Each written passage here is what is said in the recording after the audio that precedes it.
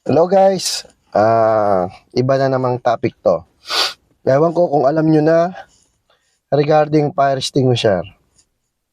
Expiration po ng fire extinguisher. Ang DCP powder fire extinguisher, meron po siyang lifespan na 5 to 15 years. Okay? 5 to 15 years po ang kanyang lifespan. So ngayon, pag meron po kayong fire extinguishers, yan po sa site nyo, tignan nyo po yung cylinder at either naka-imprinta po yung manufacturing date niya. From the manufacturing date, magbilang po kayo ng 5 to 10, 15 years. Bakit po 5 to 15 years? Depende po kasi yan kung saan nyo nilalagay. Depende rin po yan sa kondisyon ng inyong fire extinguishers.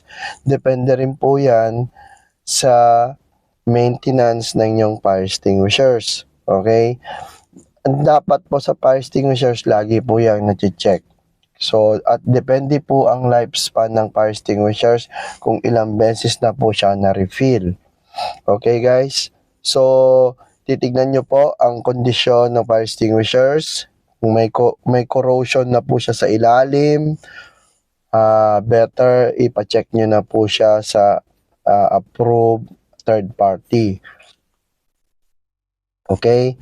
Later on guys, may sasabihin ako o itatanong ko sa inyo. Ewan ko lang kung totoo kasi naririnig ko lang din dito sa ibang bansa kung ano yung kalakaran ng fire extinguishers dyan. Number 2 po ay ang DCP, 5 to 10 years po, no? Ang CO2 naman po, mas mababa, 3 to 5 years. Depende rin po yan sa kondisyon ng fire extinguishers. Kung yan po ay corroded at depende sa inyong location, kung saan nyo nilalagay. Ano po ba ang standard ng location or storage ng fire extinguisher? Mostly, best practices is 1 meters above the ground. Doon po dapat nilalagay ang fire extinguisher. Wala po siya sa sahig, sa simento, sa lupa, or sa anuman pong ground level. Bakit po? Kasi po may mas maraming chance po siya na magkaroon ng corrosion o ang tawag doon kalawang sa ilalim, no?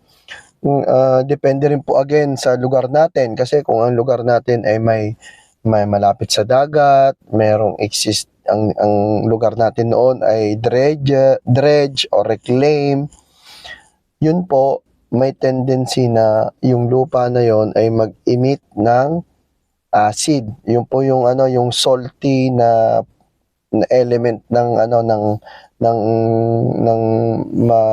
ma-acid na lupa, no? Nagko-cause po yan, magkakaroon po ng chemical reaction between yung acid na yon at saka yung metal na yon, so it will cause corrosion. Okay guys, yun po ang trivia natin ngayon sa fire extinguisher. Sorry guys. So, paano natin aalagaan? Maintenance, inspection, okay?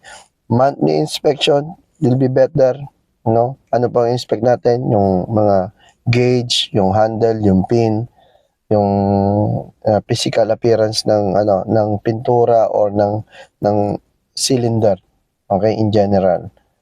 So guys, magkaroon po kayo ng inspection plan para sa fire extinguishers nyo. Okay? At usage, iba naman pong topic yan. So ito ngayon ay tungkol lang po sa lifespan ng fire extinguishers. Okay guys, good morning again. Medyo malapit na tayo dito sa ating pupuntahan dito sa Sharjah. Tumigil lang po ako para magtsaa. Maraming salamat po guys and see you on my next video.